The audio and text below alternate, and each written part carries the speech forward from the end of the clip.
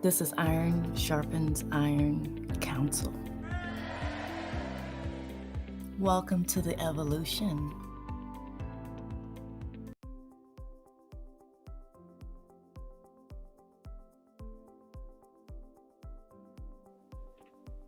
Hi guys, welcome back to the channel. This is Ann Smith with Girl Chat with Damita and Cynthia. And as you can see from the title, we are going to be discussing a tinderbox of what's happened with the matter of George Floyd. So I don't know how you guys are feeling about it. I have strong feelings on both sides. And let me just frame it for you real quick so you can kind of get a gist of where I'm coming from. Because it can seem a little, confusing. When I first heard the story, it was heartbreaking, right? But because police brutality is always something that needed to be dealt with, before this news broke. However, I have reason to believe, based on just a bunch of different things that are happening in terms of evidence, strong evidence, that has led me to believe that it could be a false flag. It could be a divide and conquer story to incite the riots that we do see. But at the same time, either way, I want to insert the organization Iron Sharpens Iron Council into the national conversation, because for me, it's less about any one particular individual. It's more about accountability, government accountability. So I feel like, okay, regardless of what, I created this, I literally wrote up an act. I titled it the George Floyd Act. However, the title can change, but the purpose and the mission remains the same, which is accountability. These government agencies are running amok, and they check on themselves, and that's not real accountability. It's time for us to police the police, and that's what the act is about. So again, if the story is true, it is horrific, it is criminal. But if it's not true, it could, because again, the news and the government, they do lie. I mean, it's to the point where we can't. I don't know about you guys. I don't trust them. And so, I would like to extend my condolences if it's true. On the off chance that it is true, because I'm telling you, some of the videos that I've seen, the evidence, it's pointing to it being a false, flag type of thing to incite riots. But on the off chance that, somebody is doing that as a lie too, I do extend my condolences, because I'm not sure. We don't know. We weren't there. Right. I'm not sure. I wasn't there. So I can't say proof positive it's a false flag. I can't say proof positive that it is true.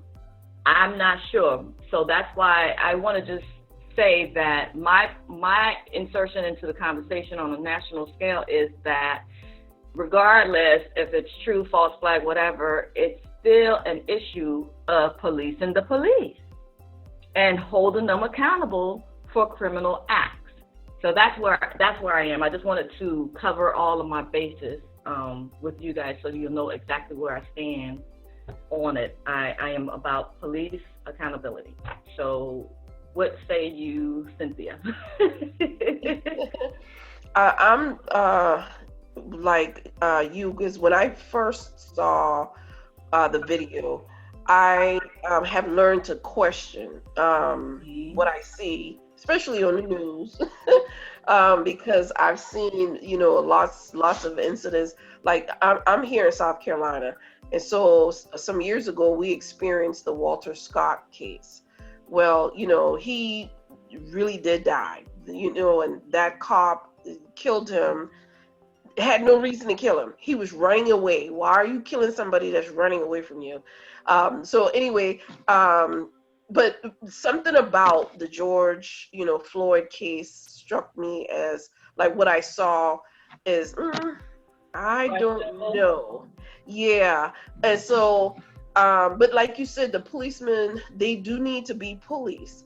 I had a situation just a couple of weeks ago with my son, my 20-year-old. He was going to cash his check.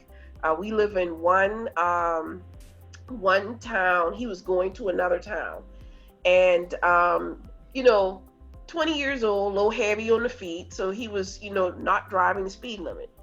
And so one cop, he said, pulled behind him, and then the next thing he knew, another cop pulled behind the other cop, and he said a little bit more down the road, a sheriff. So it was like two sheriffs and a policeman pulled him over on the side of the road. So he called me and he said, "Mom, I got two sheriffs and a police officer. They stopped me." And so I said, "Well, what is going on? What did you do?" And so in the midst of him talking to me, the police officer came up and said, "Well, can I get your driver's license?" The usual. He handed it over and he said, "Well, there was an issue with the tags when he was driving his brother's car." And he said there's an issue with the tags. And so my son was like, "Well, I don't know anything about that. I'm just driving my brother's car going, somewhere." Well, they questioned him, and long story short, he had me on the phone. I said, because I wanted to hear what was going on. Yeah. And so I've always told him, you don't answer questions. They ask you anything, I don't answer questions. But he got nervous because it was three of them. And so he got nervous. They were asking him questions. He started answering questions. Well, the sheriff, which was short lady, she started getting real nasty. "Where were you going?" And just was really, and so I told him, "Do not answer her question. Tell her you don't answer questions." And so he had me on speaker. I didn't realize that. So she's hearing me coach him. Well, she tells him, "Get off the phone or I'm going to hang it up." I said, "You do not hang this phone. You do not hang this phone up. You keep me on the phone." She said, "Get off the phone or I'm going to hang it up." So he got scared and hung the phone up. Yeah. Well, it ended up, they couldn't find anything. They ended up searching the vehicle and all of that. I mean, they were just totally out of line, and couldn't find anything, and they let him go. Okay, so the topic is police accountability with regards to this national story that's happening right now. Mm-hmm. So I want to know, what are your thoughts about that? Because we're getting into the wrap up. Right. And so, yeah, I do believe that the policemen, they need to be policed, because they're just not being accountable for their actions. I know from what I've learned is a lot of their actions are taught. They're taught to act this way. And I say that because my older son, he was getting ready to join the police force. And, and they have classes and, legalese classes. And so a lot of the things that they're doing is unfortunately taught from what I've, understood. Oh, no doubt.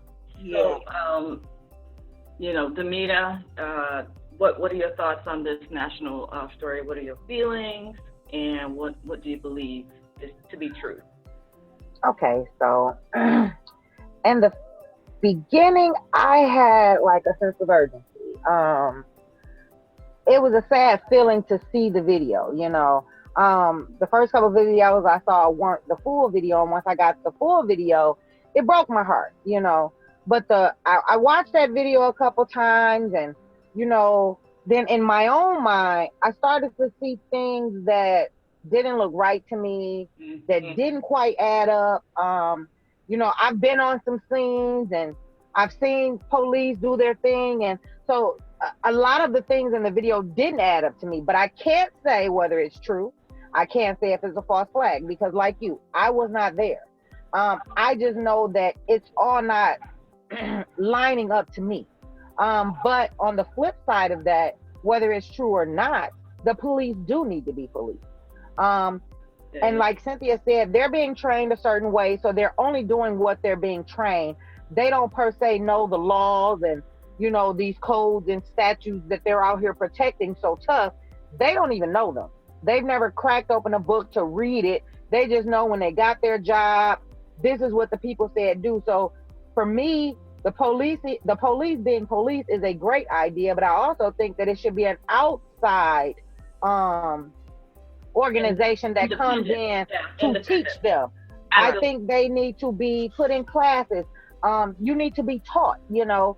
I worked for the post office for 23 years. We had training sessions for different things. And I understand they go through training, but if you're going to enforce these laws and these statutes and these codes, you really need to know what they mean. Right. You need to know what you're doing. You know, you need to know how you're violating people and not just look at a piece of paper or hear someone tell you this is what you do. Whether you don't even know if you're right to do it, if you have the right to do it. You're just doing it because someone else said to do it. So I think it should be an outside training force that comes in and establish their guidelines to them and make them understand what they can and cannot do, and not just the actual police force that are just trying to further their agenda. Right. I concur. I agree with everything both of you just said.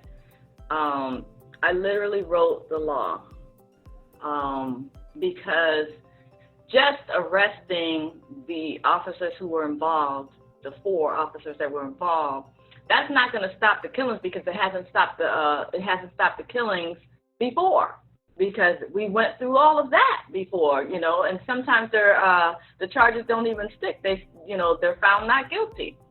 So the punishment, the justice piece doesn't happen for the families who have lost their loved one. So just going after the cops and charging them, with murder and all this kind of stuff, that doesn't make any difference. I believe the solution lies in changing the law. Okay, I believe the law has to be swift, and it has to have severe consequences. And that's exactly what I wrote up. Otherwise, they're just going to, get a slap on the wrist, and it's going to happen. We'll see another, family, another riot possibly. And it's just not going to stop. It's not going to end until the law is on the book that makes them accountable for their actions. So thank y'all, ladies. I just hope that someone, in Congress sees this, and I hope that people, share this video, because I'll put the link for the act that I wrote up. It has to go through the process of being, voted on as a bill before it's enacted as an act.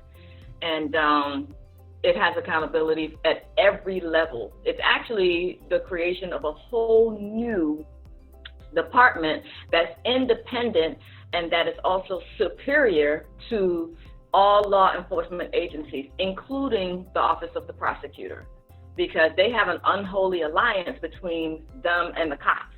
The prosecuting office, they're friends with the cops, so that's why they don't prosecute the cops. So that's going to sever that tie, and that's the only way it's going to stop. That's the only way it's going to end. Otherwise, when this story dies down, as they all do, and it washes over, we'll see another, senseless killing of another innocent man who was complying, and so I'll put the link in there. It's free to download and mail it. I know Demetra's already done hers, but I of course have done mine. So I'll put the link, and anyone who, just share the video, let it go viral, because that's we're about real solutions. And if Congress, put it like this, if Congress can come up with a scheme for us to have to wear masks and gloves and all of that for another potential false flag called the coronavirus, and they did that with the quickness. Yeah. Well, they could enact a new law to protect us as well, with for police brutality. One of my thoughts is they caught everybody's attention with Kobe. Everybody was on the news trying to figure out about Kobe, and the narrative switched from Kobe to COVID so fast, and then it just took a whole nother switch to George Floyd. So it's like, Okay, you just throw something out there real big once you caught everybody's attention, so it's just shifting and shifting and shifting. It's just a big ball of confusion to me. Yeah, you're right about that. And you see, it shifted so dramatically that I too forgot about the whole Kobe thing, because it's just one big story after the next, rapid fire, and it's like your mind can't even grab it. But the other thing that I wanted to say is with the police accountability, with this new act that I wrote, is a lot of them, when you watch the videos or watch the trials of these cops who murder, they always say, I was just doing my job. Well, that's what the Nazi soldiers said. So what are we? What are you not able to use critical thinking? Right. So the act, I wrote up the bill, and the act, just forces them to be accountable so that they'll stop and think for a hot second from now on, because they're going to lose everything, financially speaking, physically, politically. They're going to prison. That's just a given, and they will have to sign over all of their assets to the victim or the victim's family, because I'm not playing them games anymore. I bet you it'll come to a screeching halt, because they don't want to lose everything they worked so hard for. So, okay, it's time to hit them in the pocket. So, it's so crazy that they take an oath to the Constitution, but they've never read it. Right. Never read it, and they damn sure don't follow it. So, and I'm speaking from a side of experience, because I was 19 when I got the job at the post office. I filled out those papers, and that was what it was. But when I started waking up and then looking through my employee file and looking at all of the stuff that I did sign when they put it online, I'm like, I took an oath to the Constitution. Like, okay, why didn't they make me read it? So, just like they didn't give it to me, they're signing these oaths, and you're saying you're going to defend this and defend that, but how can you defend something you've never read? Didn't even read it. That's the thing. They rush you through the process and don't give you the opportunity to read. They just like, sign here, sign here, sign here. You got the job. Yeah. And that's what I'm saying. That's what happened to me, and that's what's happening to people. I've read the Constitution now, Right. for the United States and my state. But when I signed that paper 25 years ago, I signed it not knowing what I signed. Right. Yeah, and I get that. I can appreciate that, because I'm fully aware, because it happened to me too with signing up for the military. They rush you through every process because they really don't want you to be fully informed. So, but with the killings, the killings are so they're getting so egregious now. Like it was criminal. It was just callous the way that the video portrayed it. If it's true, if it's a true, real recording of what truly happened, it was very depraved, the way that it just went down. And so, just I felt like I was looking in the face of evil, just pure evil, of that man. If again, I preface it with, if it's true. So, but the thing is, yeah, they might rush you through, but now that you have everything on the line, I bet you won't allow them to rush you through signing no paperwork. What's this? Can I see what this says before I sign this? Now I know to question. Right. Then I was just so happy to, okay, I'm about to get this job, and that's how most people are, but they don't understand how, and they don't know the long-term effect of the harm that you're doing to the people, not really understanding what it is that you're supposed to be doing. Absolutely. I bet you they'll take a breath and they'll use that critical thinking. Like, wait a minute, I'm not signing up for this, because if I sign, I'm going to lose everything. Yes. Okay, and so now that's what we need. It will come to a screeching halt. All of the murders, all of the covering up and all of that, because I don't know if you read the act, Cynthia, but basically, if there is a falsehood in the police report, that's an automatic $10,000 to family. Automatic. Per false report. And with this report, they were already talking, telling all kinds of lies that George Floyd, he was resisting arrest. No, he wasn't. None of the videos that showed. So that right there, and then there was something else with the coroner's report. The family did a new autopsy, and the first autopsy said that he had a condition, a pre-existing. No, he didn't.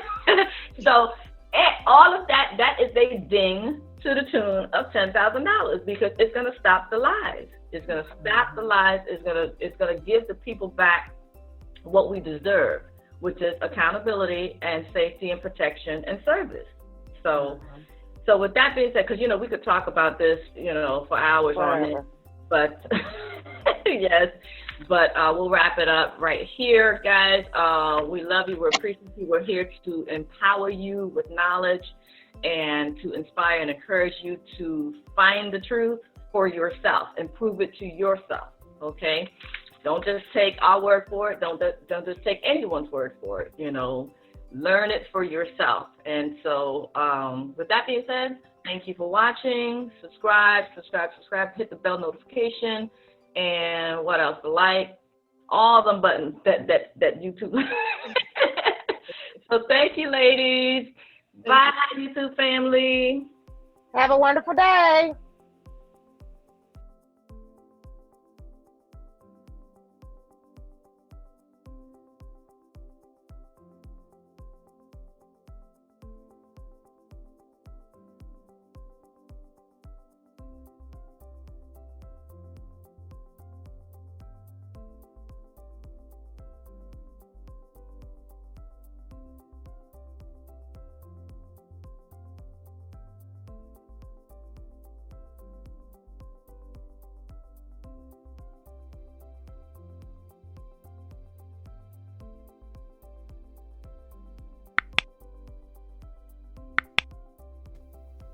Hey fam, we are proud partners with Car Marshal. So if you or someone you know are looking for a new or used car, you can perform a nationwide search, and it's free, 100% free.